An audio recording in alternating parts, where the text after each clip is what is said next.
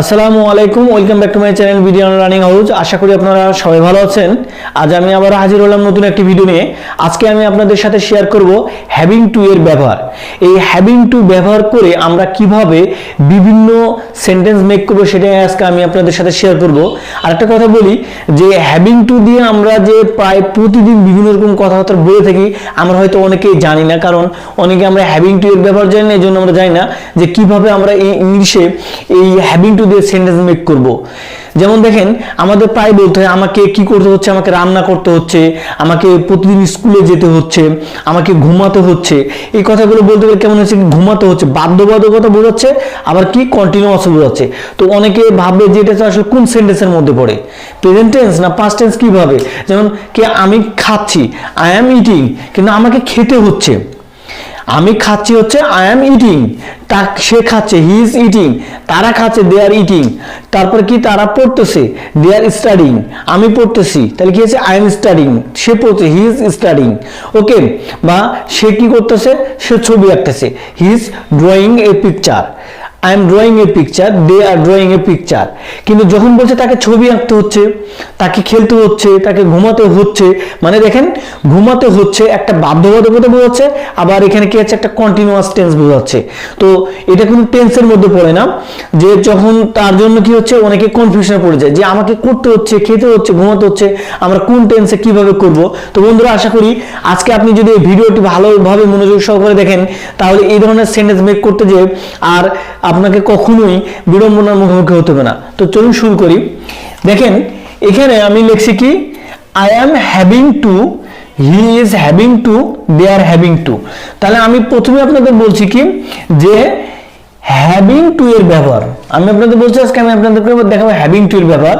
তো আমরা জানি যে যখন একটা কন্টিনিউয়াস ভাব বোঝাবে তখনই সাহায্যকারী একটা ভার্ব আসে, আর এখানে সে সাহায্যকারী ভার্ব আসছে কি am, is are was were. এর স্ট্রাকচারটা একটু আগে বলি। আমরা যে অ্যাফার্মেটিভ সেন্টেন্স গুলো মেক করবো, মানে আমরা যে হাবাদক কথাগুলো সবসময় বলি, সাধারণ কথাগুলো, সেটার স্ট্রাকচারটি কি প্রথমে সাবজেক্ট থাকবে, আর সাবজেক্টের পরে থাকবে বি ভার্ব। বলছি বি ভার্ব হলো কি am, is are was were. Am, is are এই তিনটে ব্যবহার হবে প্রেজেন্ট টেন্সে, ওয়াজ ওয়্যার ব্যবহার হবে কি পাস্ট টেন্সে। এম, ইজ আর হবে প্রেজেন্ট টেন্সে কি অনুসারে, সাবজেক্ট এবং পার্সন অনুসারে, আর ওয়াজ ওয়্যার ব্যবহার হবে পাস্ট টেন্সে সাবজেক্ট এবং কি পার্সন অনুসারে। তারপরে আসবে কি, যেহেতু আমরা ব্যবহার করছি হ্যাভিং টু, তারপরে আসবে কি এই বিভাবের পরে আসবে হ্যাভিং টু, তারপরে ভার্বের যে মূল ভার্ব আসবে সেটা হবে কি ভি1 ফর্ম, সবসময় হবে কি ভি1 ফর্ম, আর তারপরে হবে অবজেক্ট। তাহলে চলুন আমি আপনাদেরকে বিভিন্ন এক্সাম্পলের মাধ্যমে ক্লিয়ার করি। দেখেন এখানে বলছে যে I am having to, he is having to, they are having two.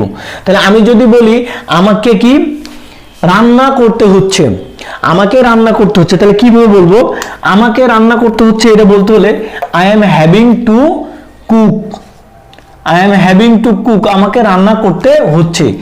এই টু এর পরে যে ভার্ব থাকবে সেই ভার্বটা সবসময় কি হবে ভি1 ফর্ম, মানে বেস ফর্ম বা প্রেজেন্ট ফর্ম। এই যেখানে দেখেন হ্যাভিং টু এর পরে হলো ভার্বের বেস ফর্ম বা প্রেজেন্ট ফর্ম, যদি অবজেক্ট থাকে তারপরে অবজেক্ট এখানে দিতে পারেন। তাহলে তাকে রান্না করতে হচ্ছে হি ইজ হ্যাভিং টু কুক, তাকে রান্না করতে হচ্ছে হি ইজ হ্যাভিং টু কুক। তাদেরকে রান্না করতে হচ্ছে তাহলে দে আর হ্যাভিং টু কুক। একবার ইজি, দেখেন খুব সহজ এবং সুন্দর। এখানে একটা কথা বলি, এই যে হি, আই বা দে হওয়ার জন্য কিন্তু হ্যাভিংটা কোনো চেঞ্জ হবে না। হ্যাভিং টু মানে আমরা ব্যবহারই করতে শিখতেছি হ্যাভিং টু, হ্যাজিং টু এবার কম হবে না। ভাববে যে হ্যাভিং টু হচ্ছে তাহলে তো হ্যাজিং টু হবে, বা হ্যাডের সঙ্গে হ্যাডিং টু, এরকম কখনো শুনছেন? এরকম কখনো সবসময় শুনবেন যে হ্যাভিং, এই হ্যাভিং এর সাথে টু যুক্ত হয়ে কি করতেছে একটা বাধ্যবাধকতা কাজকে কি কন্টিনিউয়াস বোঝাচ্ছে। I am having to cook, তারপরে he is having to cook, they are having to cook, তাদেরকে রান্না করতে হচ্ছে। এখন এখানে দেখেন ভার্বটা চেঞ্জ করে দেন, যদি বলি তাদেরকে কি করতে হচ্ছে, তাদেরকে খেলতে হচ্ছে বা আমাকে খেলতে হচ্ছে, তাহলে I am having to play, he is having to play, they are having to play. Okay, আবার কি বলবেন এখানে বলেন ক্লিন, বলেন ক্লিন যদি বলতে পারলেন তাহলে I am having to clean the fan, he is having to clean the fan, they are having to clean the fan. একই রকম স্ট্রাকচারটা ভালো করে দেখে নেন, তারপরে এখানে ভার্বগুলো চেঞ্জ করেন। তাহলে দেখেন এই একই কথা যদি আমি অতীতে যে বলি যে আমাকে রুম পরিষ্কার করতে হচ্ছিল, আমাকে ঘুমাতে হচ্ছিল, আমাকে পড়তে হচ্ছিল, আমাকে রুম পরিষ্কার করতে হচ্ছিল, আমাকে আসতে হচ্ছিল, আমাকে যেতে হচ্ছিল, আমাকে খেলতে হচ্ছিল, তখন কিভাবে বলবো? একই খালি এটা হলো কি প্রেজেন্ট টেন্স। প্রথমে আমি বলছি প্রেজেন্ট টেন্সে এম ইজ আর, সেই জায়গাতে শুধুমাত্র ওয়াজ ওয়্যার বসে যাবে সাবজেক্ট বা টেন্স অনুসারে। ওকে, যেমন আমাকে রুম পরিষ্কার করতে হচ্ছিল, তাহলে কি বলবো? বা আমাকে পরিষ্কার করতে হচ্ছিল, I was having to clean. তাকে পরিষ্কার করতে হচ্ছিল, he was having to clean. তাদেরকে পরিষ্কার করতে হচ্ছিল, they were having to clean. তাদেরকে কি ভাত রান্না করতে হচ্ছিল বা তাদেরকে রান্না করতে হচ্ছিল, they were having to cook. তাকে রান্না করতে হচ্ছিল, he was having to cook. আমাকে রান্না করতে হচ্ছিল, I was having to cook.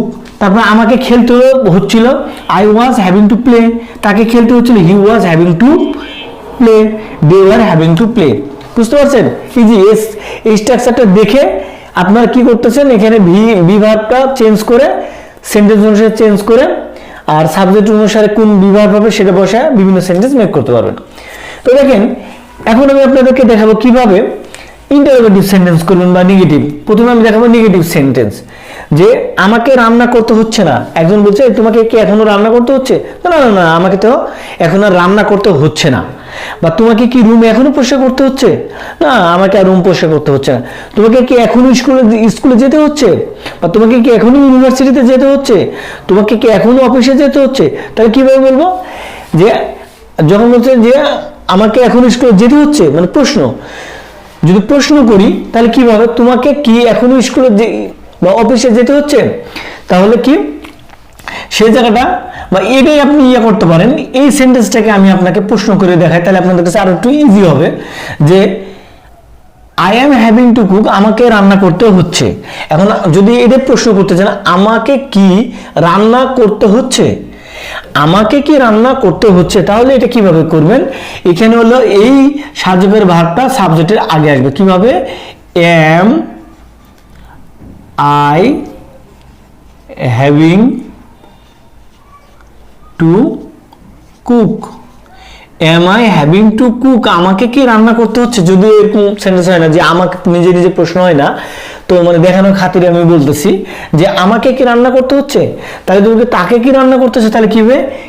Is he having to cook. Easy having to cook. দেখেন এই জায়গায় কিন্তু বারবার বলতেছি ভার্ব চেঞ্জ করে বিভিন্ন সেন্টেন্স মেক করতে পারবেন। যত ভার্ব জানবেন তত আপনি সেন্টেন্স মেক করতে পারবেন। Okay, is he having to cook, তাকে কি রান্না করতে হচ্ছে, তাদেরকে কি রান্না করতে হচ্ছে, তাহলে কি বলবো? আর দে হ্যাভিং টু কুক, তাদেরকে কি রান্না করতে হচ্ছে। তার মানে বুঝতে পারছেন কি সহজ আছে, কিন্তু একটু কিভাবে কোশ্চেনটা করছেন, তাদেরকে কি রান্না করতে হচ্ছে, আমাদেরকে কি রান্না করতে হচ্ছে, তোমাকে বা তাকে কি রান্না করতে হচ্ছে। তুমিও বলতে পারো তোমাকে কি রান্না করতে হচ্ছে, তাহলে কি are you having to cook, তোমাকে কি রান্না করতে হচ্ছে। ওকে, তাই এখানে যদি আমাকে কি রান্না করতে হচ্ছিল, মানে এখন বলছি এটা কি আমাকে কি রান্না করতে হচ্ছে, মানে এখন বর্তমানে যে am I having to cook, যদি এটা বলে আমাকে কি রান্না করতে হচ্ছিল, তাহলে কি ওটা হবে? সেটা হচ্ছে was I having to cook. Was I having to cook, আমাকে কি রান্না করতে হচ্ছিল, তাকে কি রান্না করতে হচ্ছিল, তাহলে কিভাবে বলছি এখানে? ওয়াজ হি হ্যাভিং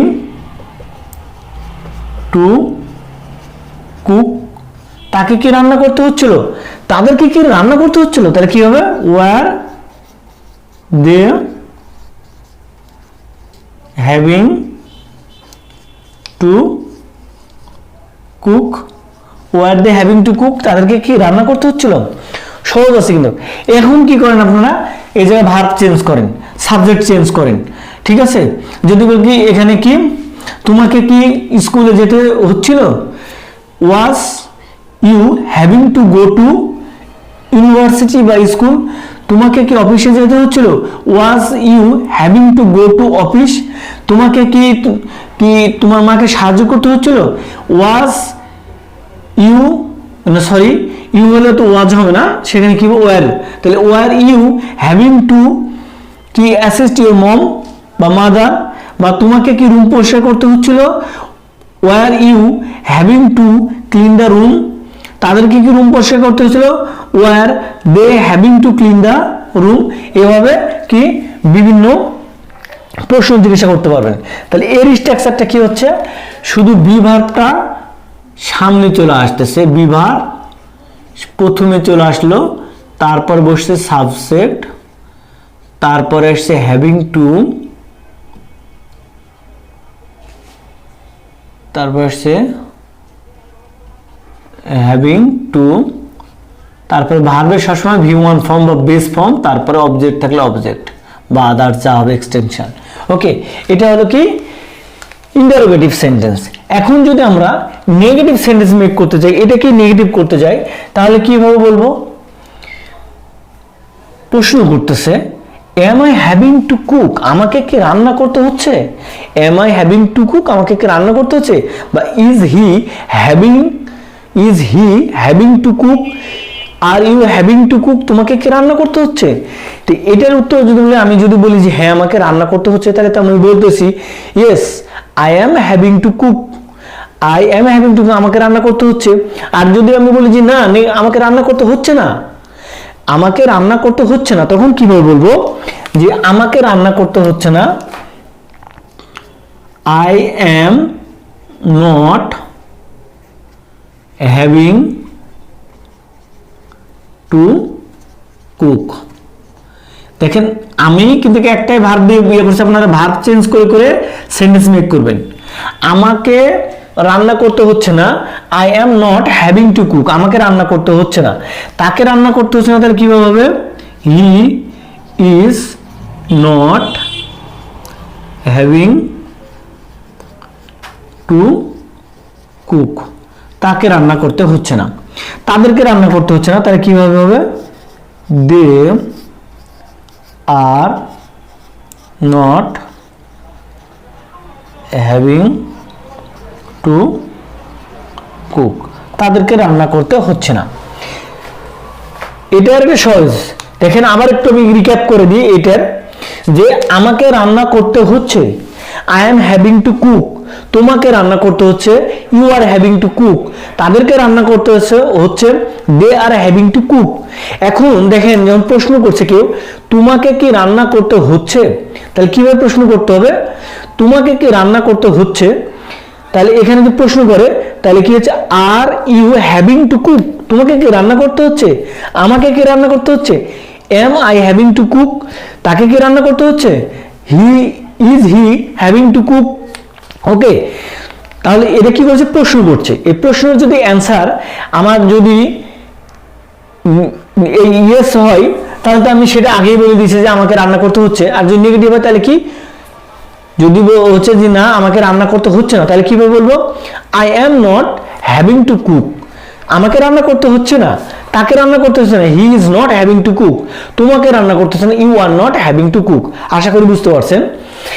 এখন দেখেন এটাই যদি আপনি পাস্ট টেন্সে করেন, যে কি করবেন, নেগেটিভ করবেন, যে আমাকে রান্না করতে হচ্ছে না বা হচ্ছিল না, আমাকে রান্না করতে হচ্ছে না, তাহলে I was not having to cook, আমাকে রান্না করতে হচ্ছিল না, তাকে রান্না করতে হচ্ছিল না, তাহলে he was not having to cook, তাকে রান্না করতে হচ্ছিল না। আবার যদি বলি তাদেরকে রান্না করতে হচ্ছিল না, তাহলে কিভাবে হবে,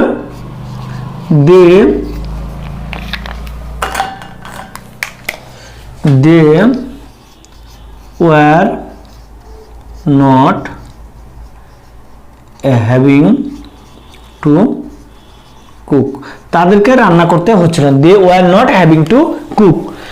সেম জিনিস প্রেজেন্ট টেন্সে বললে তো পাস্ট টেন্সে খালি আপনার ওয়াজ ওয়ার চেঞ্জ হচ্ছে আর কি। এটা তাহলে গেল কিভাবে, এটা নেগেটিভ সেন্টেন্স। তাহলে নেগেটিভ সেন্টেন্সের স্ট্রাকচারটা কি, প্রথমে আসছে সাবজেক্ট, কি সাবজেক্ট, সাবজেক্টের পর কি আসছে বিভার, সাবজেক্টের পরে আসছে কি বিভার, সাবজেক্টের পরে আসছে বিভার, বি ভার্বের পরে নট, আই অ্যাম নট, তারপরে আসছে কি হ্যাভিং, বি ভার্বের পরে আসছে হ্যাভিং টু, তারপরে ভার্বে ভি ওয়ান ফর্ম, তারপরে অবজেক্ট বা এক্সটেনশন যা থাকবে সেটা। ওকে, তো এটা গেল আপনার হলো কিভাবে নেগেটিভ সেন্টেন্স মেক করা যায় তার স্ট্রাকচার। এখন দেখেন আমরা এই সেন্টেন্সটা দিয়ে কি ইন্টারোগেটিভ নেগেটিভ করতে পারি না?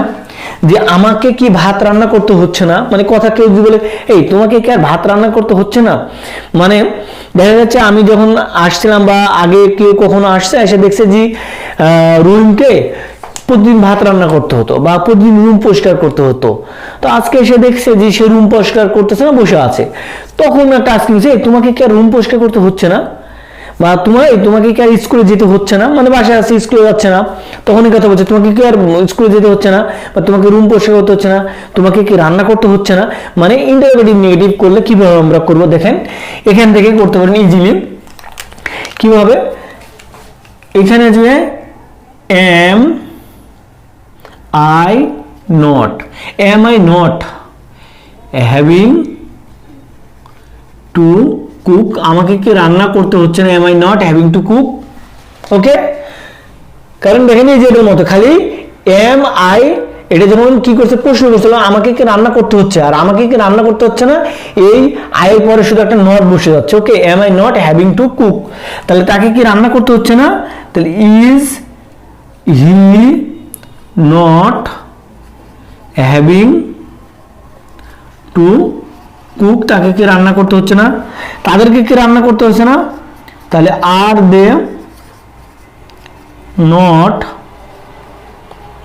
not having to cook, তাদেরকে কি রান্না করতে হচ্ছে না।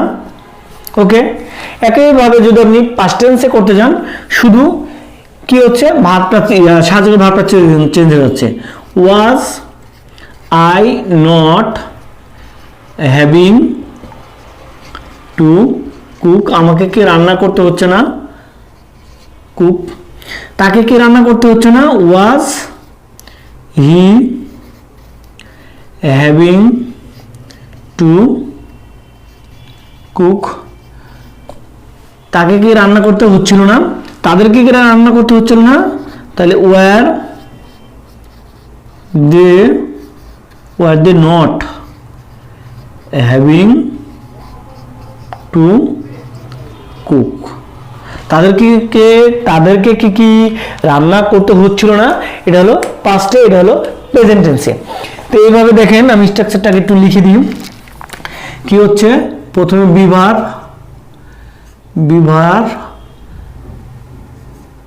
বিভার, তারপরে হলো সাবজেক্টের পরে নট, তারপরে হ্যাভিং টু, তারপর ভার্বে ভি ওয়ান, তারপরে অবজেক্ট প্রশ্নবোধক চিহ্ন। ওকে, এ হলো ইন্টারোগেটিভ নেগেটিভ সেন্টেন্স। তো এ ছিল আজকের হ্যাভিং টু এর ব্যবহার।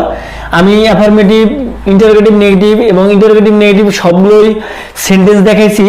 আমি এখানে একটা ভার্ব ইউজ করছি, আপনারা বিভিন্ন ভার্ব চেঞ্জ করে আপনারা বিভিন্ন সেন্টেন্স মেক করতে পারেন। আর আমি সাবজেক্ট 3টে নিয়েছি, সাবজেক্ট ইউ আছে, আর বিভিন্ন সাবজেক্টও আপনারা এখানে নিয়ে আর ভার্ব চেঞ্জ করে বিভিন্ন রকম সেন্টেন্স মেক করতে পারবেন। কিন্তু এই স্ট্রাকচারটা এই স্ট্রাকচারটা ভালো করে যদি বুঝেন, বা আমি যেটা বুঝালাম 4টা ফরম্যাটে কিভাবে অ্যাফার্মেটিভ, কিভাবে ইন্টারোগেটিভ, কিভাবে নেগেটিভ, কিভাবে ইন্টারোগেটিভ নেগেটিভ সেন্টেন্স মেক করবেন, সেটা যদি আপনারা শিখেন আর এটা ধরে যদি প্র্যাকটিস করেন, বাসায় বসে প্র্যাকটিস করেন, বিভিন্ন ভার্ব চেঞ্জ করলেন, সাবজেক্ট চেঞ্জ করলেন, স্ট্রাকচার কিন্তু সেম, তাহলে দেখবেন আপনাদের এই হ্যাভিং টু নিয়ে আর কোনো কনফিউশন থাকবে না। তো বন্ধুরা, আজকের মতো এখানে ভিডিওটি শেষ করছি। যদি ভিডিওটি আপনাদের ভালো লেগে থাকে তবে লাইক ও শেয়ার করতে ভুলবেন না। আর আমার ভিডিও নিয়ে যদি আপনাদের কোনো কমেন্টস থাকে তবে অবশ্যই কমেন্ট সেকশনে গিয়ে কমেন্টস করে আমাকে জানাবেন। সেই পর্যন্ত সবাই ভালো থাকবেন। আসসালামু আলাইকুম, আল্লাহ হাফেজ।